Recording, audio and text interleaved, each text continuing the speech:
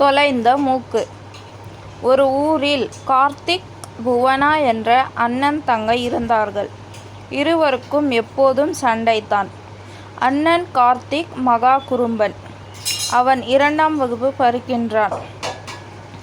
தங்கை புவனா இன்னும் பள்ளிக்கு செல்லவில்லை. சின்ன பெண்.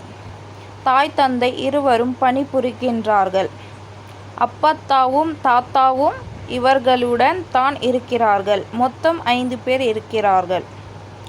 ஒரு நாள் காலையில் அப்பாவும் அம்மாவும் பணிக்கு சென்று விட்டனர். தாத்தா வெளியே கிளம்பினார். கார்த்திக், இங்கே வா. 2 பேரும் சண்டை போட்டுக்க கூடாது. தாத்தா சீக்கிரம் வந்துடுறேன் என்று சொல்லிவிட்டு கிளம்பினார். பின்னர் கார்த்திக்கும் புவனாவும் விளையாடிக் கொண்டு இருந்தார்கள். அப்பொழுது திடீர் என்று கார்த்திக் உஷ் உஷ் என்று கத்தியபடி ஓடினான். பயந்து போன புவனா அண்ணன் சட்டைக்கு பின்னால் ஒளிந்து கொண்டாள். ஒரு பருந்து வந்தது. பார்த்தியா? பெரிய பருந்து. அச்சோ, அப்புறம் ஏன் விரட்டிட்டு போனீங்க? அந்த பருந்து உன் மூக்கை கடிச்சு எடுத்துக்கிட்டு போயிடுச்சு. அதனால்தான் துரத்திக்கிட்டு ஓடினேன்.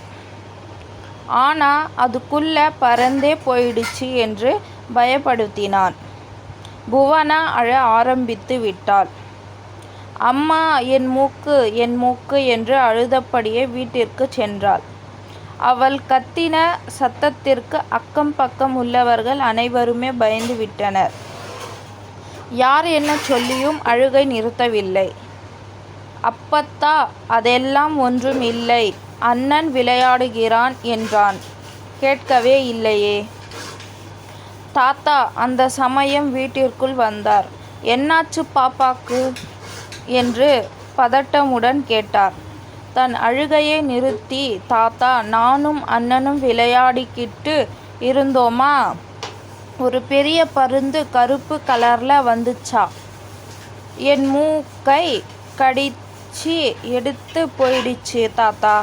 நிலைமையை புரிந்து கொண்டார் தாத்தா. நான் தெருவில் வந்தப்ப ஒரு பருந்து வந்து என்கிட்ட பேசிச்சு. ஒரு அழகான குட்டி பொண்ணுடைய மூக்கை எடுத்துக்கிட்டு வந்துவிட்டேன். பாவம், அவள் நல்ல பொண்ணுன்னு சொல்லி மூக்கை என்னிடம் கொடுத்துட்டு பறந்து போயிடுச்சு. இதோ பத்திரமாக என் பாக்கெட்டில் வச்சிருக்கின்றேன். எங்க, கண்ணை மூடிக்கோ. பாக்கெட்டில் இருந்து ஏதோ எடுப்பது போல் பாவனை செய்து அவள் முகத்தில் வைத்து அழுத்தினார். ஜெய் ஜம்போலி ஒரு மந்திரம் சொன்னார். ஆக, மூக்கு ஒட்டியாச்சே. புவனா கண்ணாடியில் பார்த்தாள். குழந்தையை ஏன் இப்படி ஏமாத்துற என்று செல்லமாக கார்த்திக் கன்னத்தை கிள்ளினார் தாத்தா.